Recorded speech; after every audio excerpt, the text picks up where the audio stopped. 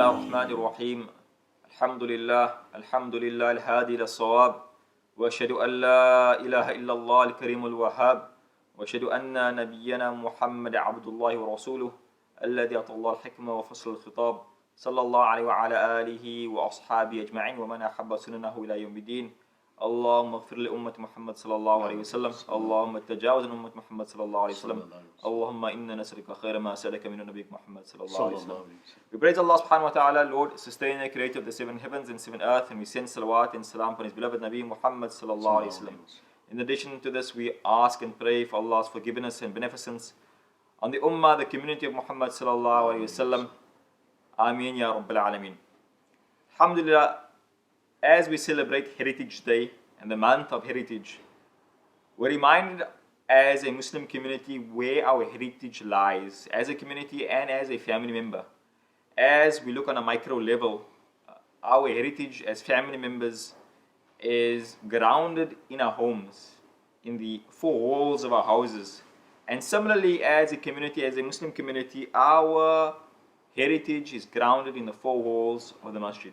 Allah subhanahu wa ta'ala explains to us in the glorious Quran, Inna awwala baytin wudi'a lin-nas lalladhi bi Bakkata mubaraka. That the first home, the first house ever given to mankind, that man ever called home, was the house established in Makkah Mukarramah. Allah subhanahu wa ta'ala speaks about the Kaaba. And of course, Ar-Rasul sallallahu alayhi wa sallam explains to us in a hadith when he speaks of the day of Qiyamah. And this is of course very relevant for us as we go through the pandemic. We are reminded that in an instant Allah can change our lives. Sometimes we speak about Qiyamah as if it is a far-fetched story, something that we'll never meet. But the reality is, as easily as Allah has made us stay in our homes for 3 weeks under lockdown and many other phases of lockdown, like that Allah subhanahu wa ta'ala can present before us the day of Qiyamah. So our Rasul sallallahu alayhi wasallam, when he speaks of Qiyamah, he says on the day of Qiyamah, when people will be drowning in their own sweat, and there are 7 groups of people who will enjoy the shade of Allah subhanahu wa ta'ala, the shade of the arsh of Allah subhanahu wa ta'ala. Among them are those, رَجُلٌ قَلْبُهُ مُعَلَّقٌ بِالْمَسَاجِدِ, a man whose heart is connected to the masjid. So throughout this pandemic, we have been challenged with the fact not only have we been unable to engage and keep our close relations with our families and our friends, but also, quite sadly, we have also been deprived our relationship with the house of Allah subhanahu wa ta'ala. So for this particular month of heritage, as we reflect on our heritage as a Muslim community, particularly as a Muslim community of Port Elizabeth, Al-Furqan thought it of utmost importance that we reflect on our connection to the Masaajid, and more particularly when our first Masaajid were established, when the masjid became a focal point of the community of Port Elizabeth. And today I'm joined by a very well-known historian, Uncle Yusuf Akhadin, who I suppose might be the only historian within our community. He has authored 3 books on history, specifically on Southend, his latest publication being Southend Then and Now. Uncle Yusuf is also the chairperson of the Eastern Cape Malay Cultural Society. So, Jazakallah khairan, Uncle Yusuf, for being with us today as we discuss the heritage of the masjid. Yes. As Maulana mentioned, it's a very important part, as you mentioned, especially with the pandemic, and being away from the masjid so long, it's really something to think about and talk about the history of the masajids and how it involved around the family life. And as you mentioned, it's important that we have that connection with the masajids. And from our early history already, for example, the first masajids that we really talked about is we talk about the Eastern Cape for that matter, would be the masjid in Utrecht, Masjid al-Qudama. And Qudama meaning masjid of our ancestors. So that's the very first masajid that was established in the Eastern Cape. But we're going to concentrate on Port Elizabeth as such. And it's got a lovely history, and especially now, at this pandemic, and then we find that we have opened up in this pandemic the very first masjid that we had that stood in Strand Street, that was demolished, and now we actually reviving it and re-establishing. And that was the Strand Street Masjid. Now, early history of Port Elizabeth, there was the first Muslim that we know of that in Port Elizabeth was Fontaine Wyse, a very influential person because he came with the establishment of the very first building in Port Elizabeth, which was Fort Fredericks. Now, if you look at Fontaine Wyse already, a lot of people say, yeah, they didn't even have a Muslim name. But just remember that period of time, you know, if you were born in September, your surname would be September. You know, as simple as that. And Fontaine resided in the area of Southend. No, he lived on the premises of Fort Frederick. Fort Frederick. And he was the blacksmith. And at that time it was important to have a blacksmith. Now again, it's probably the equivalent of an engineer. Yes, at that point in time. And you know, the Malays, they are the artisans. And that's true again. And the second thing that says, you ran an eatery, just a nice name for a restaurant. And Malay cuisine around the world today is one of the best, you know, to look after.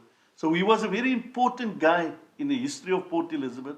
He was the first guy to actually, when the ships, he actually from the market square, he was like a plumber because he led water through pipe work to the harbour so that the ships can get fresh water from the well in the centre of town. Uncle Yusuf, when we speak about history, and particularly when we speak about the South End, particularly for, I suppose, the older generation of Muslims in Port Elizabeth, my parents, my grandparents, South End is always an emotional topic. It's something that makes them think of the good old days. Yes. But of course, what is important for us for our conversation, our discussion is from the time that Fontaine arrived in Port Elizabeth, the first recorded Muslim in Port Elizabeth, to the time that there was establishment of the first masjid. How many years had passed?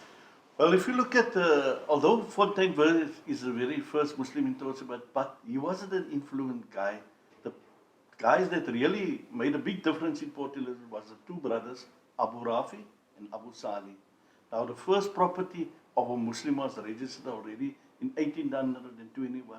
In the name of these two brothers in Strand Street. So these two brothers, they were the founders of Muslim life, of community life in Port Elizabeth. So from 1821, and the very first masjid being established in 1852. So a matter of 51 years, they really have brought the community together.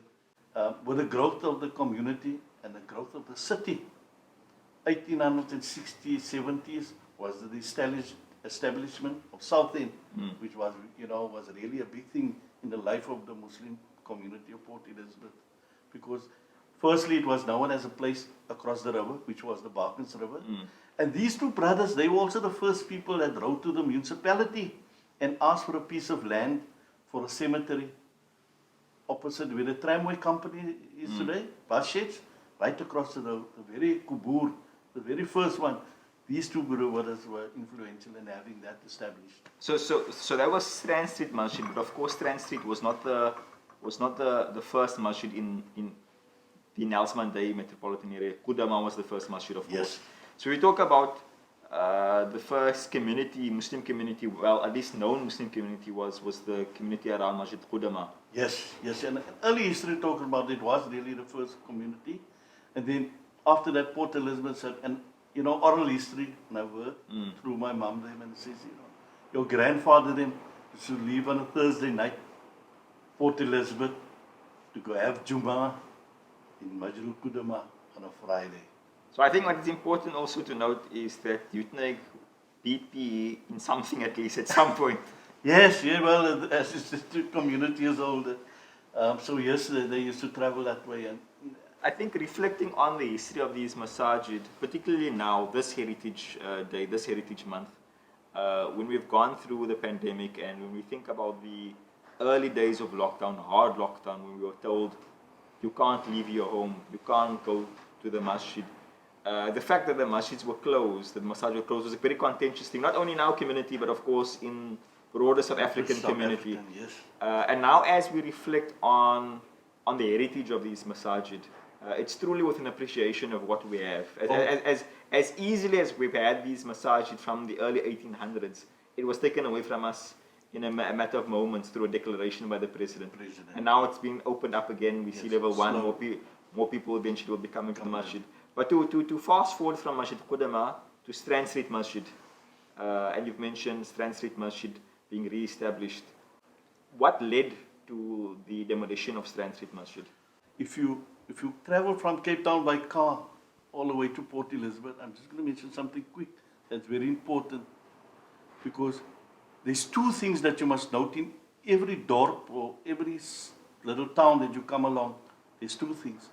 In the center of town is a Dutch Reformed church. That's number one.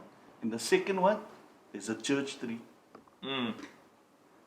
But if you look at Port Elizabeth, a masjid stands in the center of town. There's no Dutch Reformed church. And there's no church street.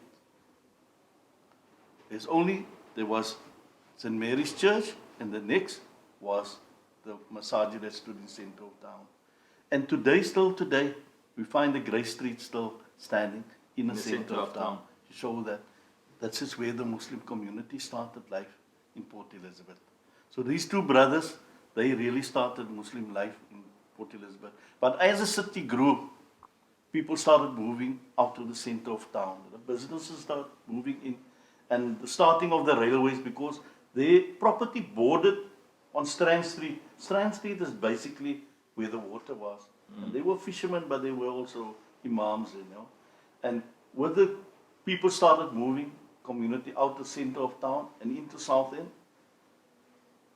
Abu Salih, son, he then goes on pilgrimage, Abu Salih, and his son then takes over and became the Imam, Abdul Wahab Salih. And as the community moves out in the late 1800s, he then decides to sell the Masaajid. Now that's why it's a very important issue, talking about Masaajid. And when you establish a Masaajid, from my point of view, is establish a committee. You know, or establish a trust, or establish some body, you know, and don't say, I donate this land.